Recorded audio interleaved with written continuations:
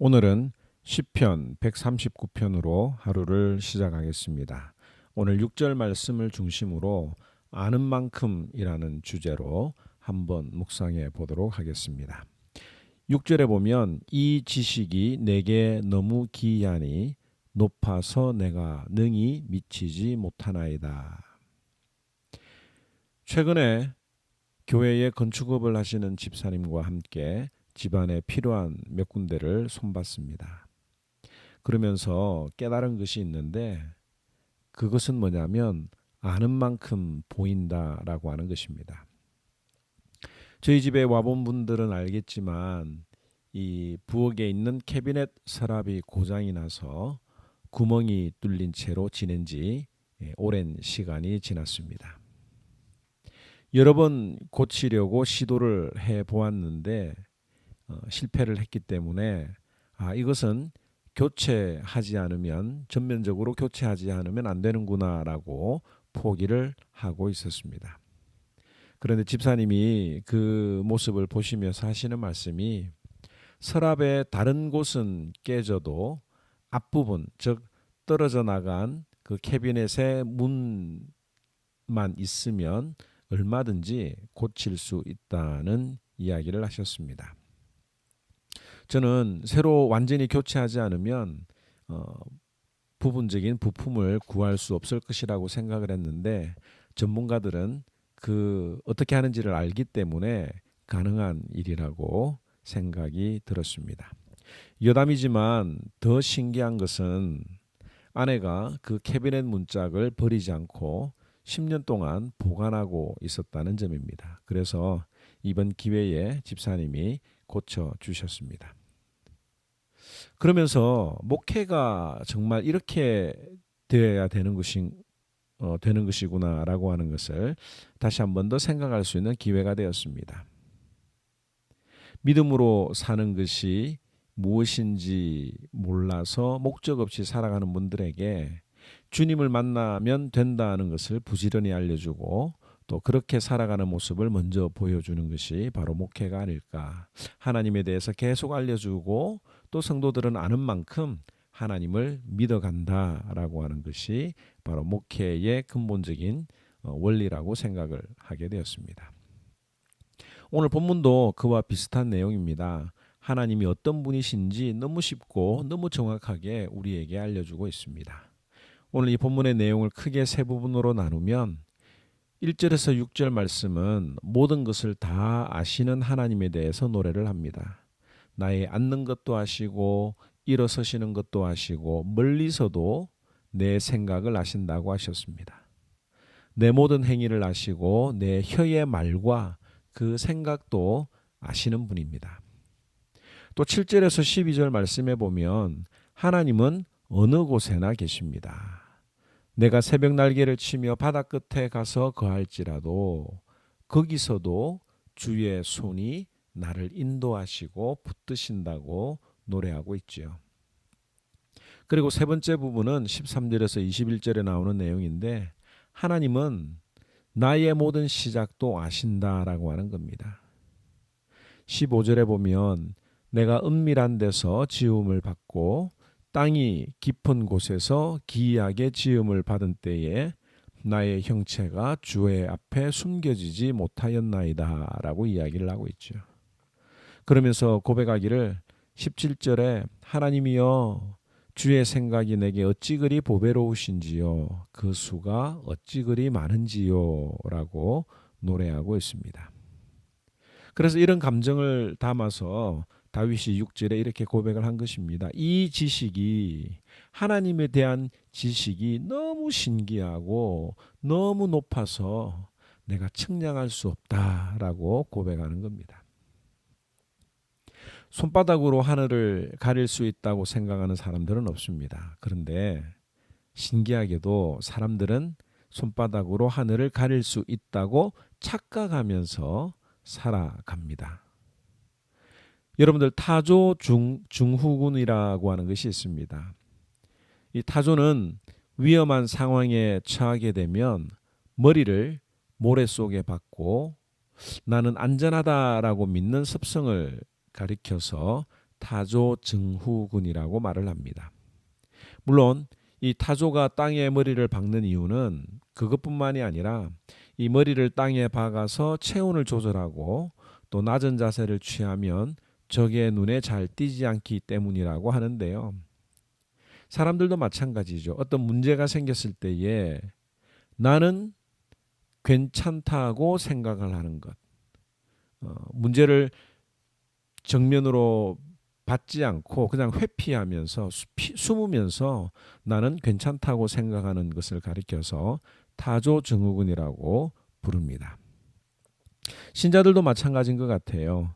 하나님을 피할 수 없는데도 불구하고 내가 눈을 감고 있으면 하나님을 볼 수 없다. 하나님을 피해서 살 수 있다라고 생각을 합니다.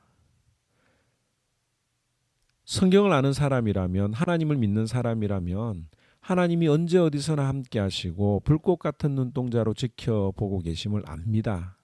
그럼에도 불구하고 내가 주님 앞에 죄를 지을 동안에는 하나님이 지금 이 순간 이 자리에 함께 계신다라고 하는 사실을 잊어버립니다. 또 더 큰 오해는 뭐냐면 하나님이 나와 함께하고 계시면 불편하다고 생각하는 거예요. 하나님이 나를 24시간 지켜보고 계신다고 말씀을 드리면 정말 감시받는 것 같다고 생각하는 분들이 있을지도 모르겠습니다. 그러나 하나님은 아십니다. 나의 장점도 아시고 단점도 아십니다. 내가 무엇을 얼마만큼 이루어내고 성취하느냐에 대한 관심보다는 얼마나 주님을 의지하느냐에 더 관심이 많으십니다. 그런데도 불구하고 우리는 하나님 앞에 뭔가 드리고 뭔가 이루어 드리기를 원하는 경우들이 많이 있습니다. 저도 개인적인 경험들 또 이야기들을 오늘 아침에 좀 나누었으면 하는데요. 목사인 제가 이 부흥은 하나님께로부터 온다는 것을 누구보다도 잘 알지 않습니까? 그런데도 불구하고 이 교회 성장에 대한 부담감이 있습니다. 마치 자녀들이 부모 말을 순종해서 잘 되면 이 부모의 어깨가 쓱 올라가는 것처럼 목사인 저도 우리 하모니언들이 말씀에 잘 순종해서 영육으로 잘 성장하게 되면 참 목회의 보람을 느끼게 됩니다. 그런데 자녀들이 제대로 성장하지 못하고 또 양떼들이 믿음으로 성장하지 못하는 모습을 보게 될 때면 내가 너무 부족해서 그렇다라고 하는 생각 때문에 참 마음이 괴롭습니다. 아마 부모님들의 마음도 마찬가지일 거예요.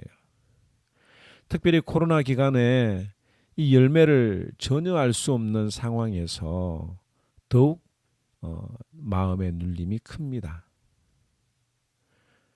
누군가가 기도방이나 예배방이나 성경 읽기 카톡방을 이유 없이 나가게 되는 경우가 발생이 되면 죄송스럽지만 개인적으로는 5만 가지 생각이 들면서 참 괴롭습니다.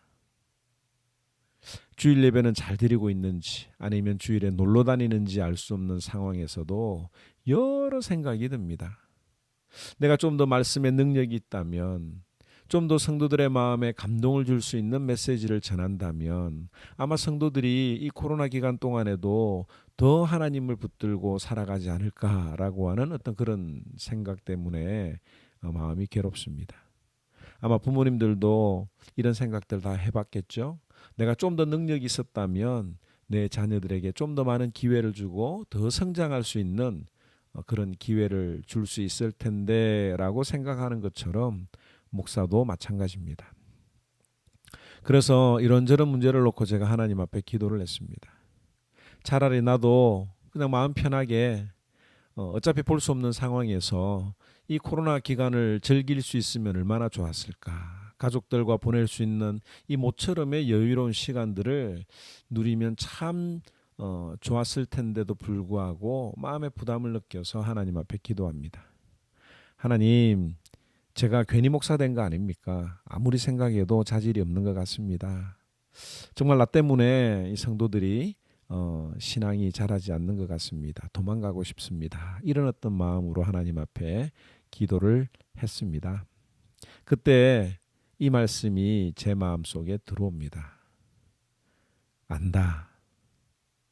나는 너의 기분과 감정과 감추고 있는 모든 생각들도 안다. 그리고 어디 한번 도망가 봐라. 내가 지옥에라도 숨어봐라. 내가 너를 잡아서 내가 있어야 할 그 자리에 다시 데려놓겠다. 목사로서 복음을 전해라. 그리고 길과는 내가 책임진다라는 그런 하나님의 음성으로 이 말씀을 깨닫게 됩니다. 저는 여러분들의 상황을 잘 모릅니다. 전화나 카톡으로 또 여러분들의 전해지는 어떤 그런 상황을 그냥 그대로 믿을 수밖에 없는데요.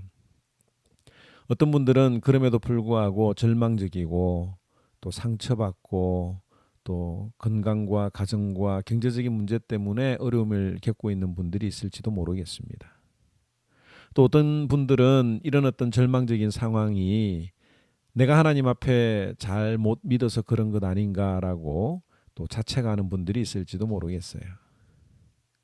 하나님이 계신다면 어떻게 나에게 이런 일이 일어날 수 있을까? 차라리 하나님을 모를 때가 더 좋았다라고 생각하는 분들이 있을지도 모르겠습니다. 그런다 이미 늦었어요. 하나님은 여러분들을 붙들고 계시고 여러분들이 어떤 마음을 가지고 있는지 아시고 어디로 도망가든지 하나님이 붙잡아서 여러분들이 있어야 할 그 자리에 데려 놓으실 것입니다. 그것이 하나님의 사랑이요 은혜라고 하는 것을 아는 만큼 하나님이 우리에게 복을 주실 것입니다. 오늘 이 말씀을 붙들면서 말씀을 읽으면서 하나님 다 아시지요 라고 하는 마음으로 나의 솔직한 감정 내려놓고 나를 아시고 위로해 주시는 하나님을 만나는 저와 여러분들이 되기를 바랍니다.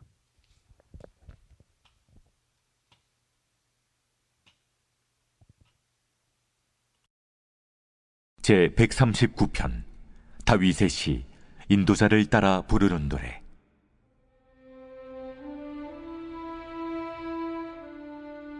여호와여, 주께서 나를 살펴보셨으므로 나를 아시나이다.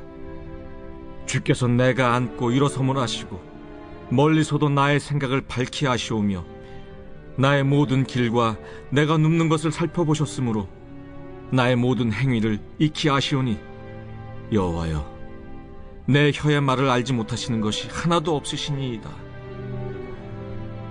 주께서 나의 앞뒤를 둘러싸시고 내게 안수하셨나이다.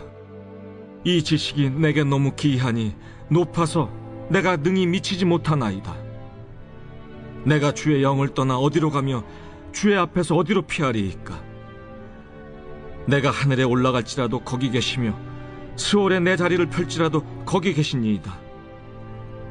내가 새벽 날개를 치며 바다 끝에 가서 거주할지라도 거기서도 주의 손이 나를 인도하시며 주의 오른손이 나를 붙드시리이다. 내가 혹시 말하기를 흑암이 반드시 나를 덮고 나를 두른 빛은 밤이 되리라 할지라도 주에게서는 흑암이 숨기지 못하며 밤이 낮과 같이 비추이나니 주에게는 흑암과 빛이 같음이니이다. 주께서 내 내장을 지으시며 나의 모태에서 나를 만드셨나이다.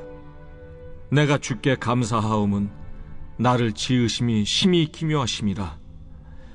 주께서 하시는 일이 기이함을 내 영혼이 잘 아나이다. 내가 은밀한 데서 지음을 받고 땅의 깊은 곳에서 기이하게 지음을 받은 때에 나의 형체가 주의 앞에 숨겨지지 못하였나이다.